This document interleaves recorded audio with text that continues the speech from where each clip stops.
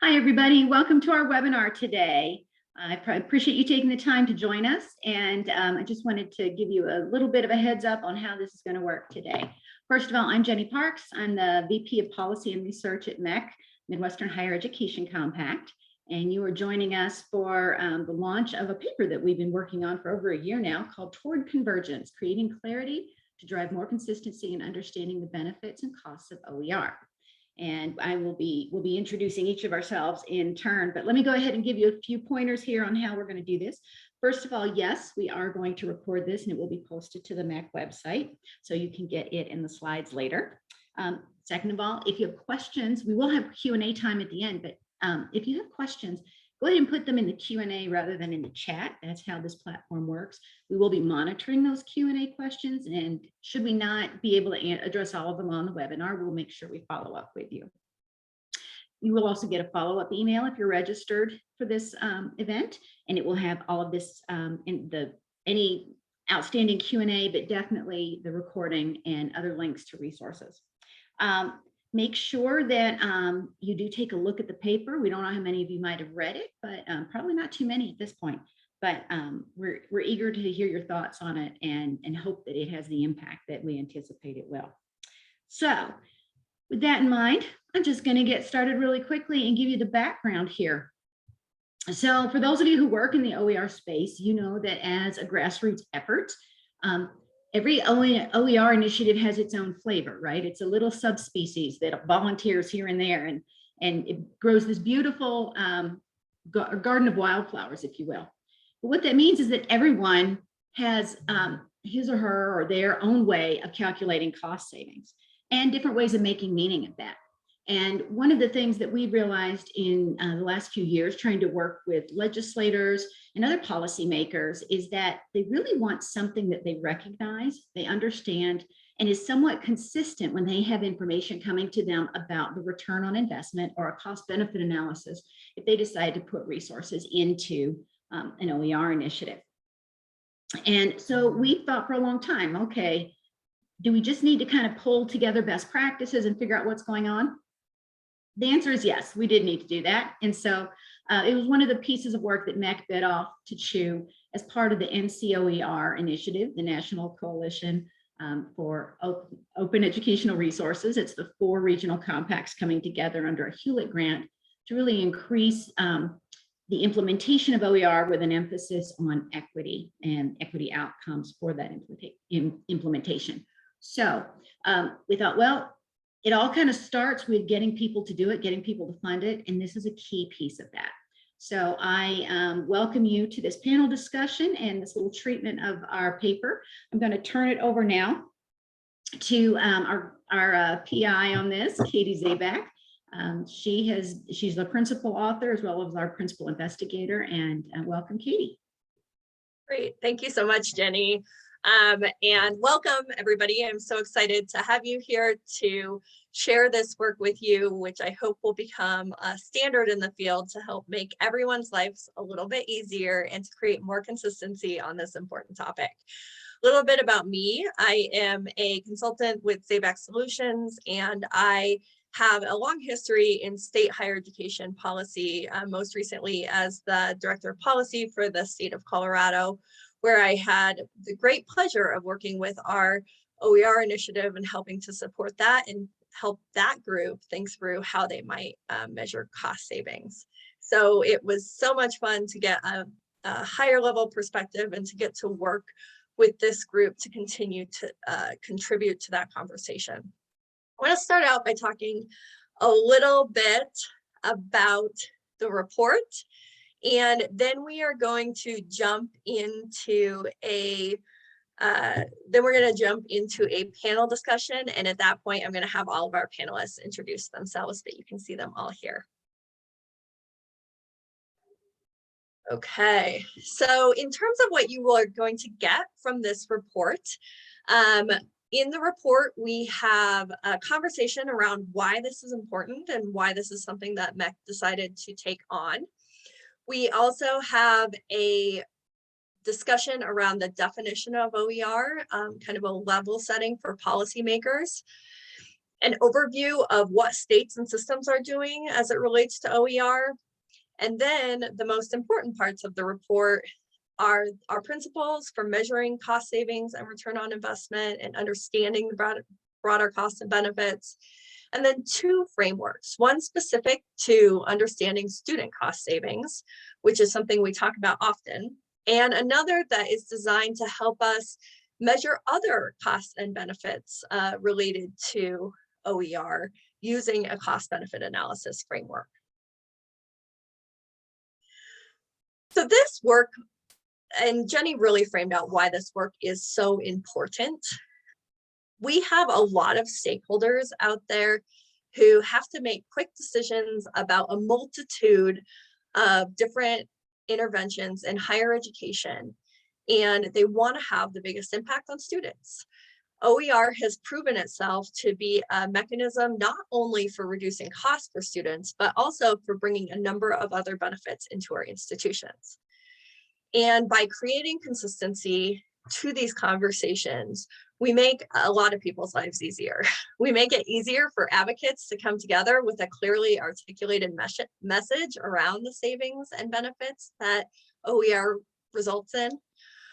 It allows legislators and high-level decision makers to look at consensus-based metrics and customize those metrics for their own needs within the policy and decision-making space. It allows higher education leaders to get a better understanding of how cost savings from OER factor into the various other things that they're looking at.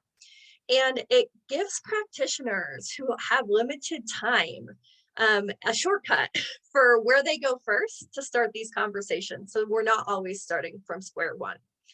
But I think what's most important about this work is it gives us all a common way to measure our impact and to ensure that the work that we're doing to help colleges and faculty members adopt OER really does continue to have a positive impact on student outcomes. Now, I couldn't have done this work on my own. I was lucky to have a working group who met a number of times over the last year and who gave a lot of insight and context to add to the literature that we reviewed, the research we brought together, and the interviews that we did. These practitioners who represent people at the state level, on our campuses, within our systems, all made huge contributions to this report. And really, this is the collective thinking of a group of really smart individuals. And so I want to just say personally, thank you to all the individuals who gave so much of their time and their knowledge, and that I hope that you will engage in conversations with them too around this report to add new depth. Next, so let's jump into the first section of the report, and I think one of the big contributions. We spent a lot of time talking about the definition of OER, and I know that there's a number of definitions out there, but we thought it was important to adopt a definition that is designed to help level the playing field when we're talking to policymakers. When we come to policymakers with complex definitions or with a lot of nuance and different definitions, that can add to confusion for a group of people who oftentimes are juggling multiple bills and so many different issue areas. And so this definition, which comes from the Spark Policy Playbook, is the one that we built off of. And we pulled out of this definition 5 student-centered benefits that are unique to OER.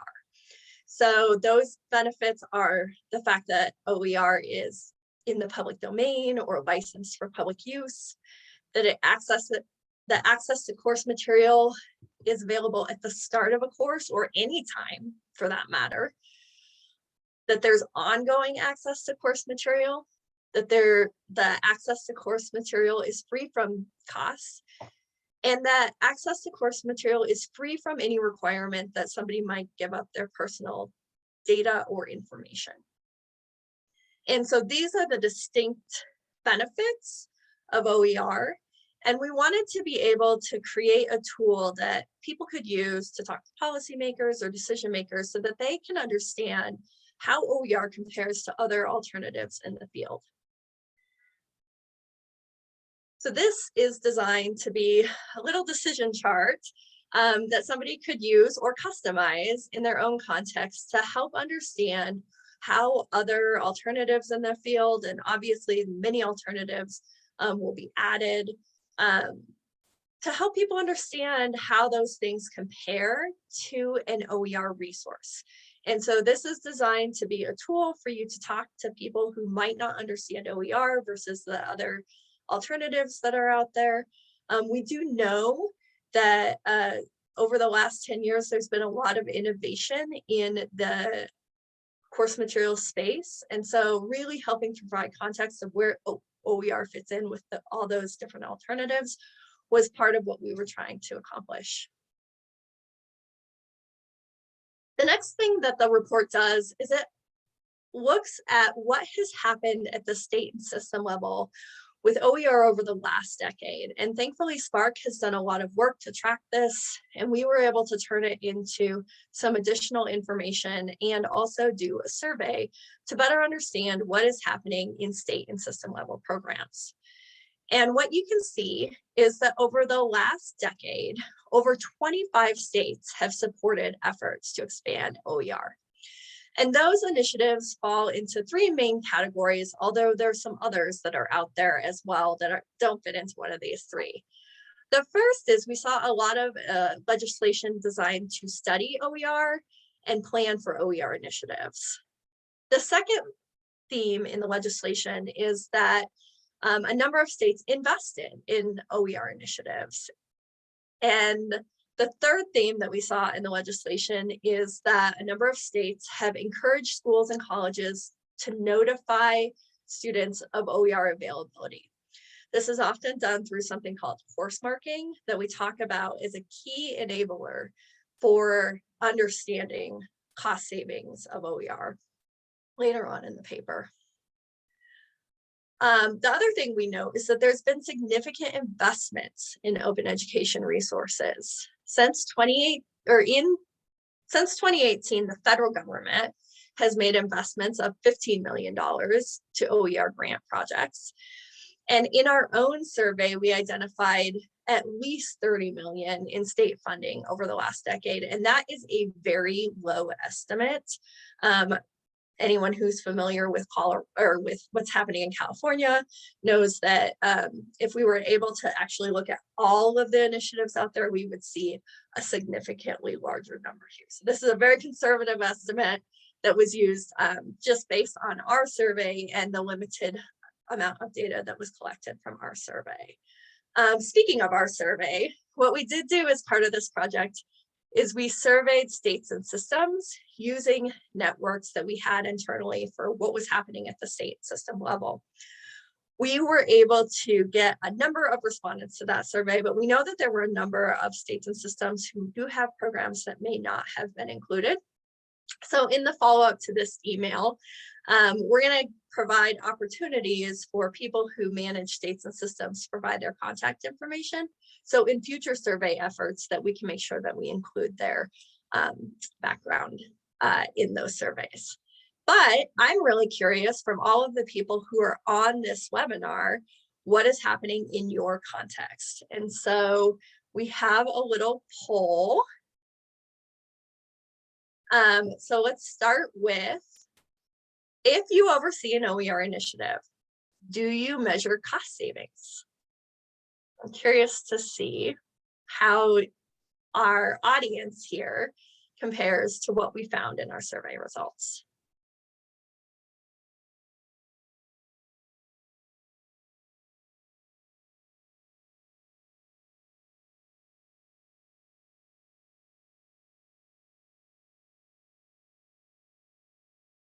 Oh, and actually, this is really kind of cool. Let's go to the next slide.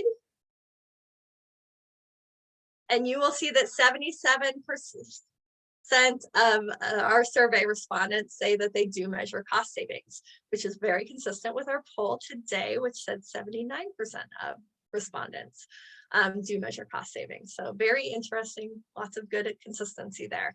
So the vast majority of programs are measuring cost savings in some way, shape, or form. The next question that we asked in our survey is, what other kinds of benefits are you looking at for OER? So one of the things we notice is that as the field innovates, as people respond to the growing pressure of costs for textbooks and course material, the actual costs of course material and the cost savings that is brought on by OER is starting to decline. But we also know that because of those student-centered benefits of OER, there are a lot of other benefits that we should be looking at. And so we have another poll to understand if you are, or if you oversee an OER initiative, which OER benefits do you measure beyond cost savings? And again, I'm really looking forward to seeing how the respondents in this webinar compare to what we found in our survey results.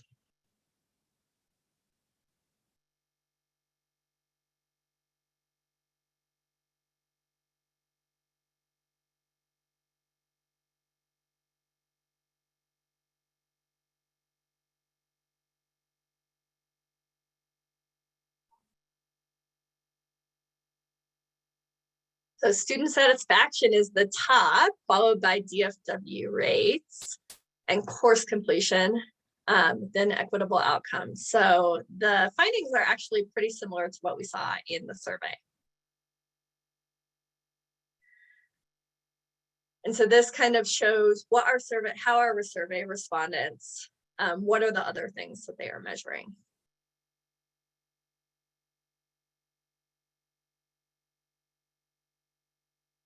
And as we start to look at the impact that OER can have on student success, I think these dimensions become really important. Making sure that students are really progressing through their coursework, not just because we've reduced costs, but also because we've improved the educational experience is really important. Now I'm going to go ahead and show the findings on what is the size of OER programs. And you'll see from this chart why our earlier cost estimates are so low. And I saw a comment in the chat about the fact that those estimates are extremely low. And that's because we were really just trying to gauge general size of the programs that are out there. And what you can see is that there's some really large programs out there, a lot of programs that fall above $1 million, but there's also a number of programs that are in the smaller buckets. And so just because you don't have a ton of money to invest in OER programs does not mean that you can't make an investment and make an impact. And so I think that that's another really important thing to consider. So now we'll move into talking a little bit about the principles that are offered in this paper. And I encourage you to look at the paper and read through these principles. These are the principles that came through in our literature review and that also are supported by interviews that we did with members of our work group as well as other key stakeholders in the field. And they fell into 6 different principles. The first is that what you need to know depends on where you sit. So we often try to make perfect be the enemy of the good when we're measuring things in higher education. We want to make sure that we're absolutely certain that everything is correct. We're trained as researchers, that's what we're supposed to do. But not everybody needs as specific a measure as everybody else. So it really depends on where you are in the context of the implementation process. So one of our members, I think very eloquently put it that legislators need to know magnitude and they need to know direction, but they don't need to know the details, versus somebody who is making department level budgetary decisions might need to have more specificity around details of how much you're going to save and how much it's going to cost. Our next principle is that access to course material should be equitable. One of the things that some of our models have done over the past decade is account for actual student behavior. And while this helps us get to a more specific measure, oftentimes when we're developing policy, we need to make sure that any of the assumptions that we build into the policy do not accidentally bias the outcome that we get. And so when we think about adjusting for students not purchasing materials, that might make a campus where students have less resources and are less likely to purchase materials. It might give them less of an impact in an analysis. And so we need to make sure that when we're making assumptions, especially in the policy space, that we are making assumptions around what we want to see, which is the ability for everybody to access these course material equitably. Principle 3 is that we should account for the cost. Cost should account for implementation costs unique to OER. So oftentimes when we look at OER initiatives, we can account for all of the implementation costs of OER, but that's not necessarily an accurate comparison. Anytime you implement new course material into a course, there's going to be time costs and various other costs associated with that. So when we're looking at the cost of OER, we need to compare them with the counterfactual of what it would look like to implement what other alternative there is that we are considering. And that's what one of our frameworks, our cost-benefit analysis, is designed to be able to help us do. Principle 4 is the fact that adopting and adapting existing OER can reduce costs. One of the things is that as our work in OER continues to mature, we are developing more and more libraries and searchable databases that allow us all to access the good work that's happening out there. It's one of the huge benefits of OER. And so making sure that we're considering how those things can reduce costs and factoring that into our equation is also really important. Principle 5 is that OER support learning as well as commercial resources. And this is based on a wealth of literature out there that continues to show that high quality that OER can have when it's implemented well, just like any other course material. And finally, the fact that we need to acknowledge OER has benefits beyond cost savings. So things like reduced CFW rates, which can help improve retention rates, reduce time to degree, help get people out of college faster, or help them get out of college at all. All of those things are really important, as are improved pedagogy and teaching, the ability to maybe implement more culturally relevant resources in a course or to adapt courses when you recognize a need for adaptation. All of these are benefits of OER that we need to make sure that we consider when we're looking at the costs and benefits of OER. So those are the principles. There's lots more information in the report. We hope you'll take a look. Now I'm going to talk about the two frameworks, and then I'm going to turn it over to our panel. So framework 1 is student cost savings, and this is designed to help create more consistency in how we measure student cost savings. So there are essentially 3 steps to this. The first is identifying courses and sections that are using OER. In order to do that, you have to make sure that you have a standard definition. You have to make sure that faculty members and staff members understand that definition. And then you have to make sure that there's a mechanism for somehow identifying which courses have material that meet that definition. So a key enabler in that area is course marking. The second thing is to determine the actual or estimated enrollment for courses that are utilizing OER. And then the third is to multiply enrollments by the cost of the resource replaced by OER. And we know that replacement cost is really the complex factor here. So there's 3 different approaches that we see people taking to address this. The first is actual replacement costs. So this is when somebody can actually identify which courses, which material from those courses were replaced and how much those material costs.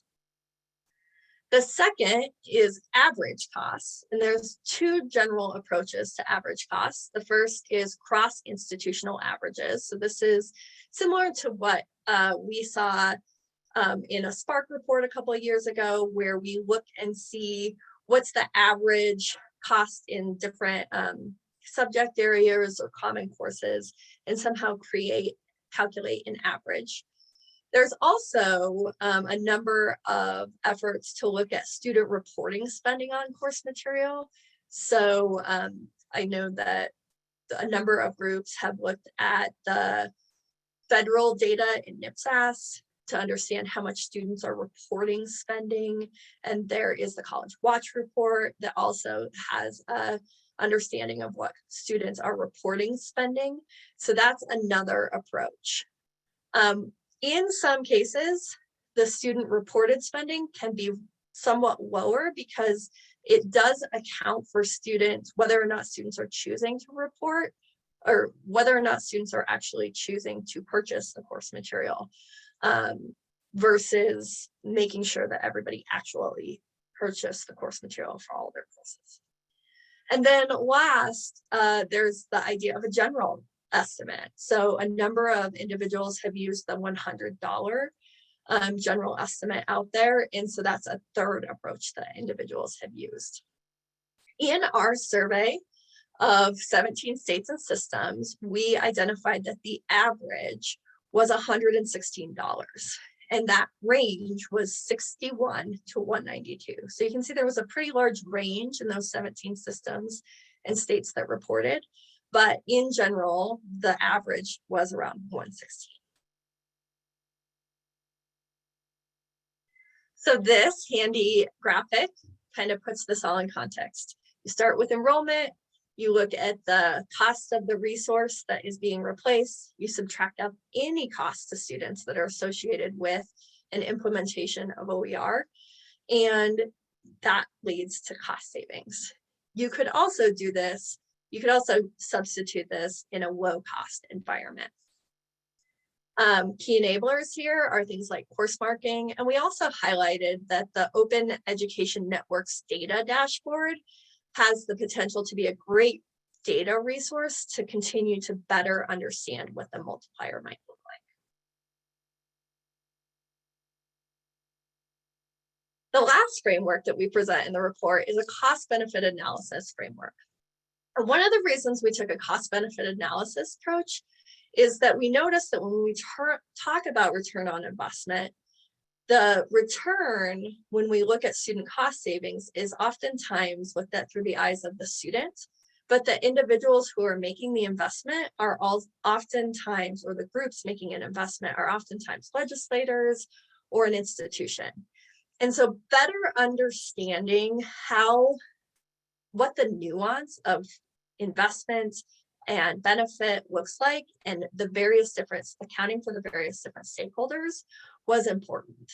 Cost benefit analysis is something we use often in public policy, and we thought that there was a really good application here. So the first step to a cost benefit analysis is to brainstorm the key factors. What are the alternatives that you're considering if you're versus OER? Is it the status quo? Is it some other kind of innovation that's out there in the field? Who are the stakeholders who will be impacted, who will be investing time, money, other resources, who will be benefiting? And then finally, what are the critical assumptions that you need to make as part of your analysis or that you need to document? Is there a time frame that you're going to look at? What are those various factors? The next step is to identify and categorize the costs and benefits that could be realized. And then the last step is to compare the benefits and costs. And in the report, we provide kind of a framework for what that might look like. So if you look across the top, you have your various different stakeholders. If the next layer down is understanding the OER and the alternative. And then the two buckets below are to put the cost forward and the benefits forward. And what this allows you to do is to get a clear, transparent picture of all the various different complexities that come with an initiative like implementing OER. And don't forget, while you're doing this process, to account for non-quantifiable benefits and to explore whether or not there's something that's not quantifiable that you can actually quantify.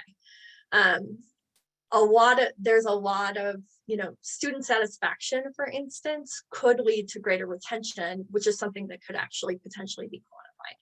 So thinking about things from various different angles and being creative about this work. So one of the things that I think oftentimes gets in our way when we try to take on these big initiatives is perfection. And what we as a working group try to do is to create systems and principles, frameworks and principles that allow for continuous improvement in the field rather than a single estimate or a perfect estimate. And we hope that we've been able to create a report that makes your life easier and that creates some of that consistency. And with that, I want to learn more about how, from our panelists. We have a couple of our work group members here, and I want to learn more about their thoughts on this. So I'm going to stop sharing. I'm going to give everybody a second to unmute.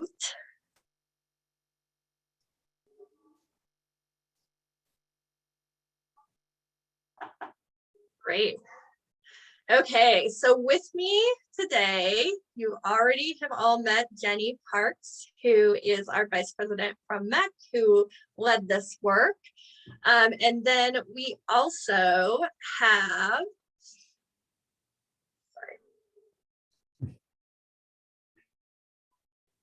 Eddie Watson, who is the associate vice president for curricular and pedagogical innovation. That word gets me every time, at the American Association of Colleges and Universities. And then one of our MHEC members, Tim Anderson, who is the System Director of Student Success Technologies at the Minnesota State System. So thank you all so much for joining me. And I have a couple of questions for you. Let's start with the need for this work. And I'm really curious, there's been a lot of conversations about cost savings over the years, and yet there's a plethora of research out there, I know we found, and yet we were able to bring together a really large group of individuals who are interested in having this conversation. And so I'd love to hear from each of you why this is important and what it contributes, how it moves us forward in the field. Hey, you want to go first? Yeah, I can talk a bit about this. I think it's really ultimately about comparing apples to apples when you have conversations about cost savings. Before joining AAC&U, I was the director of the Center for Teaching and Learning at the University of Georgia, and we launched our OER initiative out of that center, I guess in early 2013. And there was a local news story covering cost savings, or really kind of covering the initiative, but cost savings was a piece of that maybe a year into it, so 2014. And I remember that the trail of conversation below the news article, where you can kind of post comments, was first like, how do we know that you really had these kinds of savings? How did you calculate that? There was just all of the questions. The article was quite lengthy, had lots of attributes about faculty development and student success. But, the thing that everyone gravitated toward was sort of this question about costs. And so being able to have conversations to, number one, be transparent about how we're calculating costs. But then whenever we have conversations across campus lines or across state lines, to be able to say, well, we use the formula that is apparent or present in the new report, and that's how we calculated savings. And so then people know, okay, well, we don't need a lengthy discussion. We know what the citation is. We know how it was calculated. And so ideally, as people move forward, they'll either say they use this particular strategy, or they've modified that strategy, or they used another strategy. But it just really increases the chances of transparency. And then as we have conversations about strategies and really successful strategies, we see what the outcomes are in an apples to apples way. So I guess for me, that's why I'm really excited about this report, is that it provides us with a baseline around which those who feel that the logic makes sense to them, they can adopt it and we can start speaking about it. Tim, what do you think? Yeah, I absolutely agree. And from the Minnesota State perspective, we have 37 colleges and universities, and we're lucky enough to have a lot of the OER initiatives coming out of the system office. And so we're able to kind of work with the colleges on creating some of those cost saving measures and to report back to the state legislators. Nothing more nerve wracking than going to a state legislators and saying, this is how much we're saving. We want to make sure we're accurate. Right, so we're using the standard that everyone was using is $100, and we're not that confident in that number, at least at the time that we're reporting. And we also want to reflect how our institutions are doing.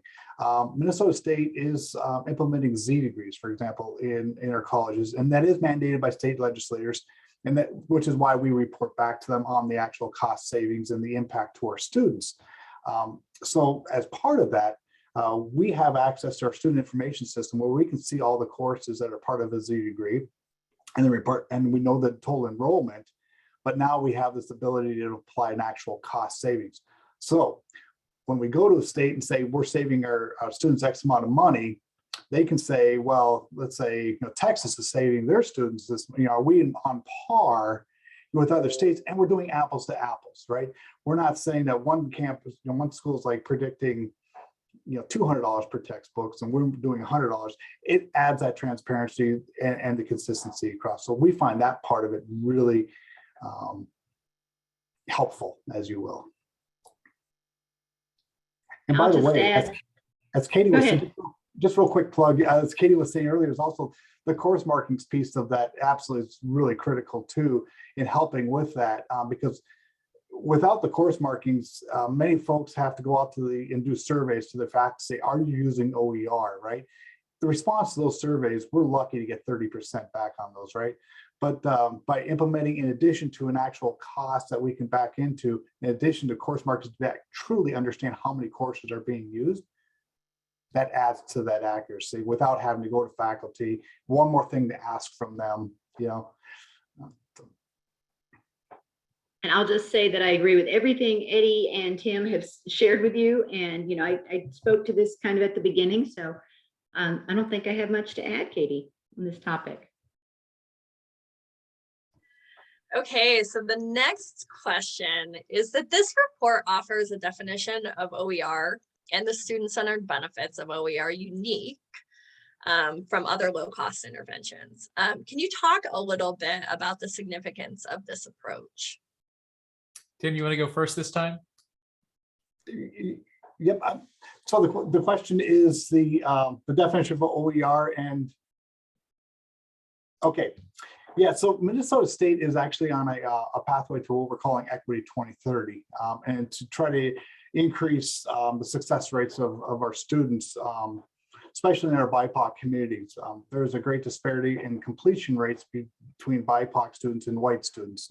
And so in addition to actually measuring the cost savings, we're also looking at the cultural relevance that we can actually inject into the resources, in addition to having the day one access. So many students, as we know, stats are always the same. Right? We read over and over how students are forgoing purchasing textbooks, right? And so how do you expect a student to succeed if they can't afford a textbook? So with the addition of OER and having a day one access, now we get them a textbook. Now we go into the next phase, which is, do they see themselves within the textbooks in which they're reading, right? Can they see themselves in the content? Can they see themselves in the career in which they're pursuing? Because we find through research that if students see themselves and they can actually feel like they're part of that career path, they're more likely to persist, right? So that's kind of how we're injecting not only the equity piece, but the cultural relevance to have that content look like the students who are in our classrooms. So that's a short snippet of how we're using beyond cost savings with the OER. Well, I think one thing I really liked in the report is the sort of disaggregation of data. And I guess, again, thinking about decision makers, the notion that, you could just report like the end goal or the end point of like, what were the savings in this course, but disaggregating and being able to sort of specifically highlight what are the OER savings, and then other costs associated with low cost, whether it's other resources from the library or tag on materials that support the specific OER, but disaggregating the data so that people can actually see, like, I guess where the machinery or the calculus of the formula comes in. I think it's really important that it increases transparency. This particular approach makes it more transparent as things are being reported, which helps, as you're running an initiative or thinking about funding various types of resources on a campus, you can really sort of see where the impact is having its greatest effect. Great. I'll just add that as with the cost savings, if we're going to track any of the other benefits of using OER, again, those course markings become really a key piece there, so that we're able to figure out, at a high level, who is benefiting from those things and what's the scale of that benefit. So obviously, there are just some things about OER that not all other types of learning materials share. And I think it's part of a big transition that's happening in academia. First, one being to kind of reclaim who owns this knowledge, who produces it, how is it shared? Because again, with OER, you've got a pedagogical and a culturally responsive set of instructional options that are not as easy to access and demonstrate a benefit from other types of resources. So that is a big piece of just a huge transition that's happening. There's also another transition to where the academy is thinking about learning materials not just as something that one professor does and one student buys. It is an institutional strategy. It's learning materials really seen as a part of the whole organism of the institution, not as this strange little arm that sits over in the bookstore or is ancillary to our activities. So we have to, if we're thinking about a comprehensive learning material strategy, we have to think about all of the options and all of the permutations of those options and where they are stronger and less strong, et cetera. So that I just think that was important for us to make sure that we laid that out in this report. And so I appreciate that, Katie. That's great. I love that, Jenny. So I want to talk a little bit about the role that state legislation and the state and federal investment has had on the OER space, and just kind of curious around for all of you about both the impact and also the opportunity going forward. Well, I guess I'll go first this go around, Tim. Well, I know from just firsthand experience being at a school within the University System of Georgia, our first project was funded by the system office. So their Affordable Learning Georgia initiative funded. In fact, I think we may have received 3 or 4 grants over 3 or 4 different years while we were in Georgia, and it really accelerated our work. I remember early on, so this is 2013, having conversations with senior leadership about the notion of, student savings and, who can argue with that? But I do remember one particular administrator saying, so okay, I understand how this would save students money. How does this help the institution again?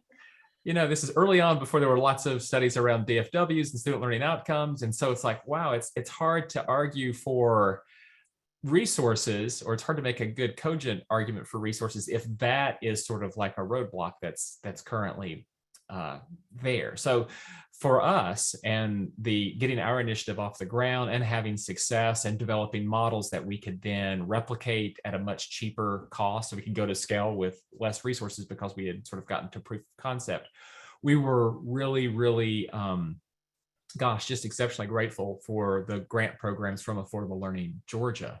And so I guess thinking about the second half of the question, so, what should we be thinking about next? I think that your polls, Katie, kind of show that there is a shift that's taking place. The first poll is really about affordability and saving students money and how many of us are measuring such metrics. I think that's where a lot of us started. It also tends to be easier, whatever formula we might be using, we can kind of easily calculate. We can do some addition and subtraction and some multiplication, and then we've got a number. But student learning outcomes, that's more challenging. Sometimes depending on the institution, you may have difficulty getting, numbers around Pell eligibility if you wanted to disaggregate data and sort of study and see how subpopulations are doing from a DFW standpoint or from a learning outcomes perspective. But while those are more challenging areas, I think this is really where we need to be pushing our discussions around OER. Certainly continue to engage in cost analyses, cost benefit analyses, but also we should be coming up with strategies that look at DFW rates, because certainly if fewer students are failing or withdrawing, then that means that they're matriculating, they're moving forward, they're having success, they're less likely to drop out of school if they're passing the course and moving on to the next course. So those new areas, focusing on really student success metrics, looking and disaggregating data so that you can look at subpopulations and see really how different populations are performing from an equity perspective. That's where I see as, I don't want to call it next generation, because we're kind of there. We're taking steps in that direction. But I guess that kind of, continued movement in that direction is where I would see as the next logical steps. Tim, what do you think? Yeah, no, absolutely. And we have to acknowledge our state and the federal government both for providing grants to Minnesota State. And one of the things that our state legislators have been good about is recognizing the importance of OER and the impact of textbook costs on our students. Probably 3 years ago now, they went ahead and mandated our first Z degree round, and 3 Z degrees in 1 year is what the mandate was. That's a lot of work, but what that allowed us to do is really take an assessment of our campuses and where they were in the OER arena. We found in almost every, I think in all cases, that colleges were a lot further along in their OER initiatives than most administrators within the college knew about. They didn't realize a lot of fact that we're already taking this on. So that was really nice. So they provided funding, and then every year we're going and implementing new Z degrees. Well, starting new Z degrees. We're giving a couple of years to implement instead of 1 year going forward. But what we're identifying is really taking a more deliberate approach in moving with our state legislative funding. And one is to allow a campus a year to even explore whether or not they want to pursue a Z degree. Where are they in the OER? How's the culture? Do they have things in place on a campus to be successful in creating an entire pathway of Z degrees? Do they have administrative support and so on? So that's our exploration. And then for those who want to take it on, we have an implementation grant that we then, from the legislators, we then parse it out to our schools. For an implementation grant, we're giving up to 3 colleges a year, or every 2 years, that opportunity. And then, of course, most importantly, a lot of us forget is you got to sustain those Z degrees. What does that look like? And so we're taking some of those funds from the state legislators and putting those into, increasing sections. We realize that teachers leave, so some new faculty might have to take on a course, and they might have to redevelop their own courses because another faculty may have taken off with the curriculum, right? We also received federal monies. We couldn't be happier with the Department of Education through the FIPSI and the Open Textbook Pilot Program that they've offered Minnesota State, which allows us to, in our case, we're focusing on redeveloping teacher education, taking it beyond the cost savings and understanding that in our K through 12, we have not a good representation of our teachers represent the students and who they teach. In other words, we have, I'm trying to remember the numbers, and I apologize, 0.3% of our K through 12 teachers are male teachers of color. That's it. But yet we have 35% of our students are students of color. Okay, so there's in overall, and 3% total of our faculty in K through 12 or teachers are teachers of color. So there's a big disparity. So we're taking that on and using OER as an ability to promote the teacher education program, getting students into a more affordable environment, creating content which they can see themselves in and see themselves becoming teachers back into the K through 12 in Minnesota. So that's not only does it benefit Minnesota State students, but it benefits the state of Minnesota by by turning around those students and getting them employed and representing our students. So those grants are allowing us to really pursue some of those really aggressive, innovative ways of getting out there and making not only affordable, but relevant to the state of Minnesota. I love I'm hearing a lot of the theme of the principle 2 coming through around focusing on equity and rethink and the way that OER can help us think about and focus on equity. So one of the questions, we've talked a lot about benefits, and Tim, you were just talking a little bit about implementation. One of the things I want to talk about is the costs, because I think I think it's the second and third principle. No, the third and fourth principle really talk about the nuance of costs of implementing OER. We had a question in the chat that I think builds on this really well is, what are the cost centers that we should be factoring in when we're thinking about OER, and where are there opportunities to leverage work that's already happened out there that we need to acknowledge when we're thinking about the cost side of things? Yeah, I can start with this one. We recognize that it's, it costs more to create materials, right, than it is to adapt or adopt. Assuming most folks are aware of OER with the creation, the adopting or adapting materials. Obviously, to create, we have to compensate our faculty. So there's a consideration when we take on initiatives like a Z degree, whatever, and what that's going to cost the institutions. How does faculty get compensated for their time, because they can't just wake up one day and develop an entire textbook or course curriculum and so on. So what we've tried to really recognize is OER has been going on some time. There's a lot of great material out there by a lot of great authors. And so we tried to get faculty to start looking at what already exists out there and see if it's appropriate for them, take that on, because obviously it's a lower cost to the institution to take something like that on, versus if there's something that's not available. And there are some disciplines that's much harder for OER to be developed because of licensure requirements and so on, that you can't just recreate licensure-ship materials, and then you have to be in collaboration. So there's a lot of considerations that we take on as far as when faculty want to consider or institutions want to take on OER, try to go that route, and then try to get in that framework in which they can find those resources. Many faculty can start out by saying, they don't know where to start. How do we guide them to that? And again, the more resources we provide up front in that framework, the lower cost it is to institutions and time to be able to create those, adapt and adopt those resources. I know we're running short on time, so I'm going to leave it at that and give Eddie a chance to add to that.